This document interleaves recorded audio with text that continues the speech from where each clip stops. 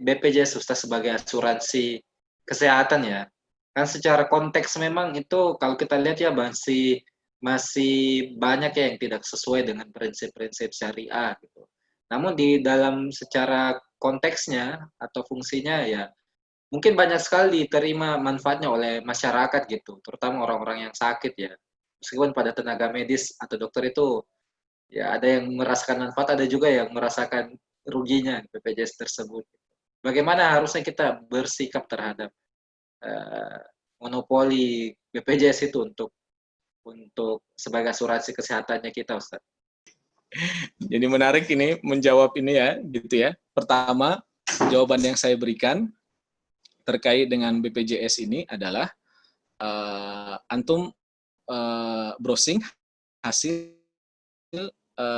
fatwa MUI terkait dengan BPJS, ya. Badan Penyelenggara Jaminan Sosial, gitu ya. Sebab ini sempat menjadi polemik antara halal dan haramnya. MUI bersikap tertentu dan ada ormas Islam juga yang kemudian bersikap tertentu. Nah, intinya seperti ini, gitu ya.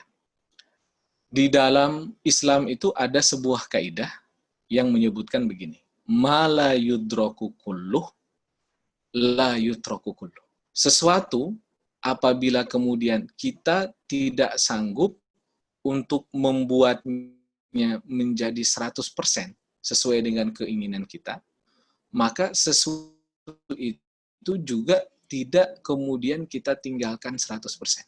Ya.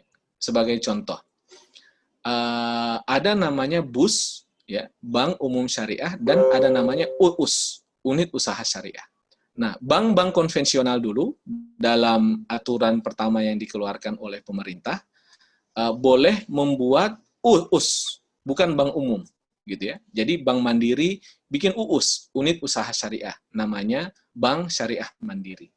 BNI, bank konvensional, sebagai bank umum, tidak bisa membuat bank umum syariah dulu, bikin unit usaha syariah, namanya BNI Syariah.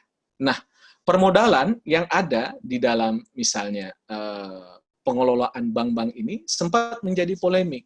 Misalnya, ada bank BPR misalnya, yang mau konversi ke syariah. Sudah mengetahui riba itu haram, sudah mengetahui bahwa dana yang kemudian kita kembangkan adalah harus dana-dana yang halal, sehingga mau konversi. Nah, sementara ketika dia mau mengkonversi, modal yang digunakan bank tersebut kan masih dari modal konvensional yang sebelumnya, yang menggunakan dana riba. Nah, bagaimana? Apakah kita tidak kemudian merubahnya bank itu menjadi syariah, ya?